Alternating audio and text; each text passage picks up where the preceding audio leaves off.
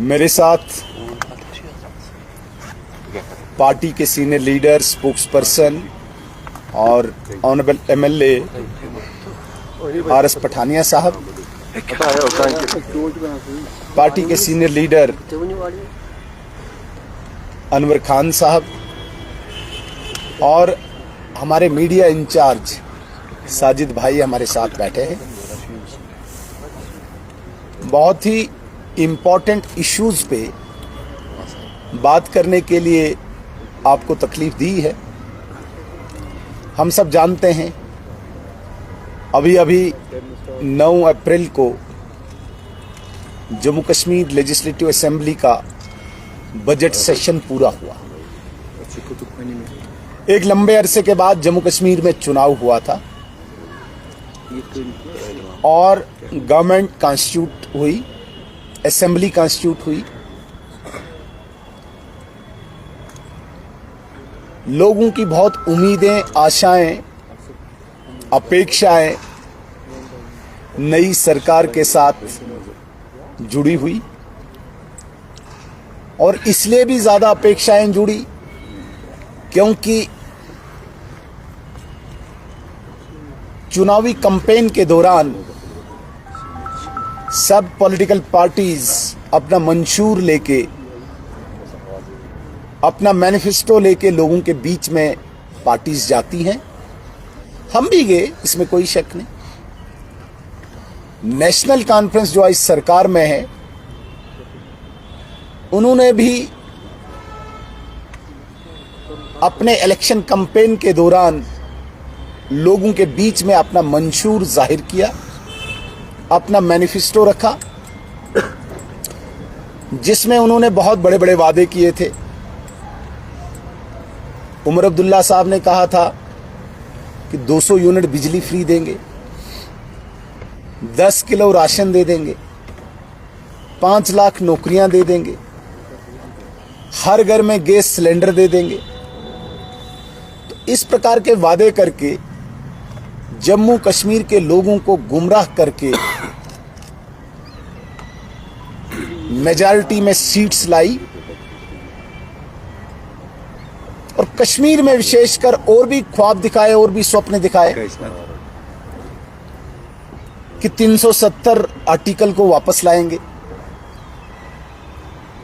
So called जो यहाँ के पत्थरबाज हैं, सो कॉल्ड ये उनको पॉलिटिकल प्रिजनर्स बोलते हैं, उनको जेलों से वापस लाएंगे। इस प्रकार के लोक लुभावने वादे करके कश्मीर की जनता को गुमराह करके मेजॉरिटी सीट्स नेशनल कॉन्फ्रेंस ने लाई और सरकार बनाई। अब सरकार को बने हुए इस 16 अप्रैल को 6 महीने हो जाएंगे। इन 6 महीनों में यदि हम देखें, अगर हम देखें तो 2 असेंबली सेशंस हुए। एक बहुत शॉर्ट था, 3-4 दिन का, और बजट सेशन लगभग 20-25 दिन का रहा। कहीं पे भी नेशनल कॉन्फ्रेंस ने जो वादे किए थे इन दोनों सेशंस के दौरान या इन 6 महीनों के इनके कार्यकाल के दौरान कोई भी एक भी चीज रिफ्लेक्ट नहीं हो रही। बजट में भी और नॉर्मल गवर्नेंस में भी कहीं पे भी कोई वादा रिफ्लेक्ट नहीं हो रहा। हद तो तब हुई जब इन्होंने डेली वेजर्स के साथ मजाक किया, क्योंकि यही चला रहे थे, डेली वेजर्स को हम रेगुलर करेंगे। मजाक तो तब हुआ जब उन्होंने केवल AAY अंत्योदय अन्न योजना के तहत जम्मू कश्मीर में जो फैमिलीज रजिस्टर्ड हैं, सिर्फ उनको प्रधानमंत्री सूर्य मित्र मुफ्त बिजली योजना के तहत 200 यूनिट बिजली देने का वादा किया। वो योजना केवल 2 साल की है, ये मैं आपको स्पष्ट करना चाहता हूं। और उमर अब्दुल्ला साहब कहते हैं कि हमने 5 साल में बिजली देनी है। भाई योजना ही केंद्र सरकार की 2 साल की, आप 5 साल से कहां से दोगे 5 साल के लिए? और AAY में मैक्सिमम 2-3 मेंबर हैं फैमिलीज में, उनको ऑलरेडी 35 किलो राशन केंद्र सरकार दे रही है। तो आप कहां किसको दे रहे हो? जिसमें 4 मेंबर हैं उसमें केवल आप 5 किलो बढ़ा रहे हो, वो भी धोखा। महिलाओं को फ्री बस सर्विस, लेकिन साथ में 7% किराया भी बढ़ा दिया, साथ में पेट्रोल को 1 रुपया सम पैसा बढ़ा दिया, साथ में डीजल को 2 रुपया सम पैसा बढ़ा दिया। तो मेरे कहने का ये तात्पर्य है, रूटीन गवर्नेंस और असेंबली का बजट सेशन ये जम्मू कश्मीर नेशनल कॉन्फ्रेंस की गवर्नमेंट की फेलियर को उजागर करता है, लोगों के साथ धोखा उजागर करता है, लोगों के साथ फरेब जाहिर करता है, जिसका मैं बहुत अफसोस है, जिसका मैं बहुत खेद है। मैं कहता हूं कि इंतहा तब हुई जब इन्होंने पहली बार जम्मू कश्मीर की असेंबली के इतिहास में, हिस्ट्री में, सरकार खुद ही सदन को नहीं चलने दे रही। स्पीकर आपका और आप ही नहीं चलने दे रहे हो, सरकार आपकी, आप ही नहीं चलने दे रहे हो। तो ये पहली बार एक ड्रामा वक़्फ़ अमेंडमेंट बिल के विरोध में 3 दिन इन्होंने सदन न चलने दिया। क्यों? क्योंकि वहां पे अधिकांश मैक्सिमम ऑनरेबल मेंबर्स ने बिल्स लाए थे, रेजोल्यूशन लाए थे, कॉल अटेंशन लाई थी, ताकि लोगों के इश्यू यहाँ पे डिस्कस न हो, हमें जवाब न देना पड़े, सरकार भागी। ये बहुत बड़ी बदकिस्मती है। एक बात मैं आपके सब जितने भी यहाँ पे रिस्पेक्टेड जर्नलिस्ट्स हैं, आपके चैनल्स के माध्यम से मैं कश्मीर की जनता को स्पष्ट करना चाहता हूँ, भारत सरकार की जितनी भी योजनाएं हैं, जितनी भी इसमें इस वक्त लाभार्थियों की योजनाएं, स्कीम्स कहते हैं हम, वो बिल्कुल भी इफेक्ट नहीं होंगी, प्रभावित नहीं होंगी, चाहे सरकार किसी की भी हो। ये ऐसा न समझें कि सरकार इस वक्त उमर अब्दुल्ला साहब की है तो भारत सरकार उसमें कोई भी कोताही करेगी। जितने भी डेवलपमेंटल प्रोजेक्ट्स जम्मू कश्मीर में चल रहे हैं वो उसी गति से चलेंगे, उसी स्पीड से चलेंगे, उसी फंडिंग से चलेंगे। और इसके अतिरिक्त जितनी भी स्कीम्स, आप प्रधानमंत्री आवास योजना की बात कीजिए, किसी भी चीज की आप बात कीजिए, आप आयुष्मान भारत की बात कीजिए, किसी भी स्कीम में कोई भी प्रभाव नहीं पड़ेगा irrespective of any government in J&K। इसलिए जो जम्मू कश्मीर की सरकार लोगों को दोबारा से गुमराह करने की कोशिश करती है, मैं आपके चैनल्स के माध्यम से स्पष्ट करना चाहता हूं, कोई इसमें कोताही नहीं होगी। लेकिन एक चीज पे कोई कंप्रोमाइज नहीं होगा। हमने कहा है इस आतंकवाद को, अलगाववाद को, पत्थरबाजी को जब तक न हम वाइप्ड आउट करेंगे तब तक हम भी सांस नहीं लेंगे। पूर्णता यहाँ पे शांति स्थापित नहीं होगी तब तक यहाँ पे कोई कंप्रोमाइज नहीं होगा। मैं आपका ध्यान थोड़ा सा पीछे लेना चाहूँगा। यहाँ पे जब नेशनल कॉन्फ्रेंस की गवर्नमेंट थी, आपने देखा होगा यहाँ पे स्कूल जले, यहाँ पे हॉस्पिटल्स जले, यहाँ पे गवर्नमेंट एस्टेब्लिशमेंट की जितनी बिल्डिंग्स थी वो जले। वो कब जले? जब यहाँ पे नेशनल कॉन्फ्रेंस की गवर्नमेंट थी। नेशनल कॉन्फ्रेंस एक बहुत बड़ी बात असेंबली में भी कहती है और बाहर भी कहती है कि उनके 10,000 वर्कर्स मारे गए, बोलते हैं ना। तो कब मारे गए नेशनल कॉन्फ्रेंस के वर्कर्स? तब मारे गए जब फारूक अब्दुल्ला साहब और उमर अब्दुल्ला साहब के पास होम डिपार्टमेंट था। जब से भारत सरकार ने यहाँ की कानून व्यवस्था अपने हाथ में ली, एक भी नेशनल कॉन्फ्रेंस का वर्कर यहाँ मारा नहीं गया। तो ये क्या जाहिर करता है? तब क्यों मारे जाते थे? क्या आपकी कोताही थी या आपकी कोई मिली भगत थी उन मारने वालों के साथ? क्यों मारे जाते थे आपके वर्कर? क्यों मारे जाते थे? या तो आप खुली छूट देते थे, मिली भगत थी। आज क्यों नहीं? आज आपके वर्कर सुरक्षित क्यों हैं? क्यों? क्योंकि अमित शाह जी के हाथ में आपके वर्कर की सुरक्षा का जिम्मा है। इसलिए जो 10,000 काउंट आप कर रहे हो कि हमारे वर्कर मारे गए, वो तब मारे गए जब आप ही जिम्मेदार थे। आज अमित शाह साहब के हाथ में यहाँ की सुरक्षा की जिम्मेदारी है, इसलिए आपके वर्कर सुरक्षित है। एक बात और मैं स्पष्ट करना चाहता हूं, बड़ी बदकिस्मती है, नेशनल कॉन्फ्रेंस स्टेटहुड की बात करती है। स्टेटहुड हमारा नैरेटिव है, स्टेटहुड हमारा वादा है, भारतीय जनता पार्टी का वादा है। आप कहां यहां आ गए? आप ढूंढो भाई, आपने सिलेंडर देने हैं, बिजली देनी है, राशन देना है, एम्प्लॉयमेंट देनी है। आपने तो कहा है 5 लाख एम्प्लॉयमेंट देंगे, 5 लाख रोजगार देंगे। 5 लाख रोजगार का मतलब है एक साल में 1 लाख, 5 साल है ना आपके पास, एक साल में 1 लाख का मतलब है 6 महीने में 50,000 सरकारी नौकरियां। मुझे बताइए 6 महीने हो गए, 50,000 कहाँ है नौकरियां? एक नौकरी जो नेशनल कॉन्फ्रेंस के बहुत बड़े लीडर के भतीजे को आपने लगाया बैकडोर करके, उस नौकरी के अलावा आम गरीब के बच्चे के लिए कहाँ है? बताइए मुझे। तो मेरे कहने का मतलब है इस हालात के जिम्मेदार नेशनल कॉन्फ्रेंस है। और आज जो हालात सुधरे हैं, आज यहाँ पे कोई हड़ताल नहीं है, आज यहाँ पे कोई कैलेंडर नहीं है, आज यहाँ पे कोई पत्थरबाजी नहीं है, आज यहाँ पे गरीब पेरेंट्स खुशी से अपने बच्चे को स्कूल भेजता है। वरना यहाँ पे सब अमीरों और बड़े बड़े पॉलिटिशियंस के बच्चे बेंगलोर, मुंबई या अब्रॉड वहां पढ़ते थे, गरीब के बच्चे हड़ताल के कारण स्कूल नहीं जा पाते थे।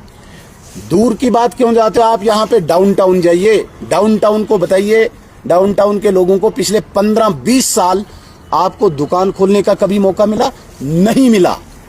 आज जब से अमित शाह और नरेंद्र मोदी जी के हाथ में यहाँ की सुरक्षा का जिम्मा है, डाउनटाउन आज फल फूल रहा है। आज वहां पे स्कूल खुल रहे हैं, आज वहां पे बिजनेस एस्टेब्लिशमेंट फ्लोरिश हो रहा है। ये क्यों? क्योंकि अमित शाह जी के हाथों में यहाँ की सुरक्षा का जिम्मा है। जब आपके पास होम डिपार्टमेंट था तब डाउनटाउन क्लोज होता था, तब यहाँ पे पत्थरबाजी होती थी, तब कोई स्कूल नहीं खुलता था, तब कोई दुकान नहीं खुलता था। यासीन मलिक बाहर था, मैसूमा बंद रहता था। आप जरा रिकॉर्ड निकालिए, जब तक यासीन मलिक बाहर था मैसूमा में एक भी दुकान नहीं खुली, हड़ताल। उसको उसकी जगह पहुंचाया गया, आज मैसूमा फ्लोरिश हो रहा है, आज वहां की दुकानें फल फूल रही है, आज वहां का बिजनेस फल फूल रहा है। तो ये क्या दर्शाता है?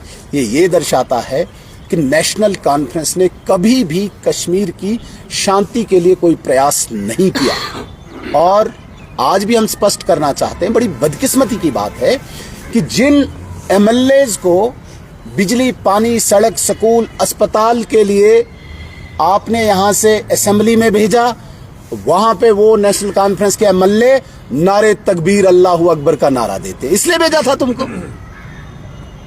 ये जामे मस्जिद है कोई असेंबली? वहां पे नारे देने के लिए क्या करना चाहते हो?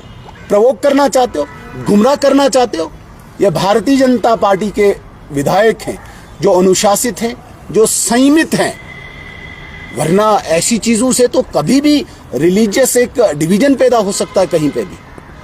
ये पहली बार जम्मू कश्मीर के असेंबली के इतिहास में पहली बार हुआ जब नेशनल कॉन्फ्रेंस जो नारे जामा मस्जिद में लगने चाहिए वो नारे असेंबली में दे रहे हैं। वो कॉन्स्टिट्यूशन का मंदिर है, वो कोई रिलीजियस बुक वहां नहीं चलानी है, वहां पे संविधान चलेगा। नारे तकबीर अल्लाहू अकबर वहां नारे देने की जगह नहीं है। जब हमारी गवर्नमेंट पीडीपी के साथ थी, मुफ्ती साहब चीफ मिनिस्टर बने थे, उस वक्त भी मुफ्ती साहब ने पहला काम किया था, मसरत आलम जो एक सेपरेटिस्ट लीडर था उस वक्त का, उसको रिहा करने की एक पहल की थी। हमने विरोध किया था कि ऐसे व्यक्ति को बिल्कुल रिहा नहीं करना। आपने देखा होगा, उस वक्त के वीडियोस भी लाएंगे। यूं ही मसरत आलम बाहर आया तो यही नेशनल कॉन्फ्रेंस के वर्कर स्ट्रीट्स में, गलियों में नारे तकबीर अल्लाहू अकबर के नारे लगाने लगे। 1989 में जब कश्मीर में एक्सोडस हुआ कश्मीरी पंडित्स का, यहां से भगाए गए, तब इन्हीं के वर्कर गलियों में, चौक चौराहों पे नारे तकबीर अल्लाहू अकबर के नारे देते थे। तो ये क्या दर्शाना चाहते हैं? क्या ये लेजिस्लेटिव असेंबली को जहाद का अखाड़ा बनाना चाहते हैं? लेजिस्लेटिव जहाद छेड़ना चाहते हैं? तो इस प्रकार की किसी भी गतिविधि को भारतीय जनता पार्टी कभी भी एक्सेप्ट नहीं करेगी। और मैं स्पष्ट करना चाहता हूं, ऐसा स्टेटहुड कोई जम्मू कश्मीर का व्यक्ति, चाहे वो कश्मीर का मुस्लिम है, जम्मू का हिंदू है, कभी एक्सेप्ट नहीं करेगा जिस स्टेटहुड की असेंबली में नेशनल कॉन्फ्रेंस नारे तकबीर अल्लाहू अकबर के नारे लगाएगी। यहां का जम्मू कश्मीर का बाशिंदा चाहेगा, चाहे वो कोई भी इलेक्टेड रिप्रेजेंटेटिव हो, वो वहां पे बिजली, पानी, सड़क, स्कूल, अस्पताल, राशन की बात करे। नारे लगाने हैं तो किसी मस्जिद में जाके लगाओ। तो इस प्रकार को डाइवर्ट करना, सारे मुद्दों को डाइवर्ट करना और अपने आप को बचाना, ये नेशनल कॉन्फ्रेंस करती है। हम ये स्पष्ट करना चाहते हैं, हम कमिटेड हैं और हमारी पूरी लीडरशिप जो है, चाहे नरेंद्र मोदी जी हैं, अमित शाह जी हैं, अपनी गारंटी, अपनी जो प्रतिबद्धता है, अपनी जो कमिटमेंट है, उसकी हम गारंटी देते हैं। जो कहते हैं वो करते हैं। इसलिए आपके चैनल के माध्यम से कहते हैं कश्मीर के लोगों को भी और जम्मू के लोगों को भी आप बिल्कुल निश्चिंत रहिए। उमर अब्दुल्ला साहब को स्टेट मांगने की कोई आवश्यकता नहीं। स्टेट आएगी, राइट टाइम पे आएगी, उचित टाइम पे आएगी, उपयुक्त टाइम पे आएगी, अप्रोप्रिएट टाइम पे आएगी। निश्चिंत रहिए, आप इनके बहकावे में ना आइए और ऐसे रिलीजियस नारों को लेके आप स्टेटहुड मांगेंगे। ये क्या दर्शाना चाहते हैं? हालात खराब कराना चाहते हैं आप। लेकिन नरेंद्र मोदी जी स्टेटहुड के लिए भी कमिटेड हैं और यहां पे शांति स्थापित करने की भी कमिटमेंट है। एक बात, बड़ी गंभीर बात और विश्वसनीयता के साथ कह के मैं अपनी बात को खत्म करूंगा, हम पूर्णतः शांति यहां पे लाएंगे। आज आपने देखा होगा अधिकांश लोग यहां पे घूम फिर रहे हैं, टूरिस्ट आ रहे हैं, स्कूल खुले हैं, बिजनेस खुला हुआ है, शांति हो रही है। जो भी ये बचे खुचे आतंकवादी है, कोई पहाड़ों पे है, जंगलों में है, बिल्टअप एरिया में बहुत कम अब देखने को मिलता है। लोकल रिक्रूटमेंट बंद हो चुकी है। लेकिन जब तक न लास्ट आतंकवादी, लास्ट उसका हमदर्द, लास्ट उसके ढांचे का एक भाग खत्म हो, तब तक हम सांस नहीं लेंगे। हम शांति तब स्थापित करेंगे। यहाँ पे जिस शांति की बात करते हैं कि हमने शांति लाई थी, भाई तुम्हारी कब्रों पे अभी तक सिक्योरिटी है। भारतीय जनता पार्टी ये वादा करती है कि जम्मू कश्मीर में ऐसी शांति होगी, कब्रों से भी सुरक्षा हटाई जाएगी। उसको हम शांति मानेंगे।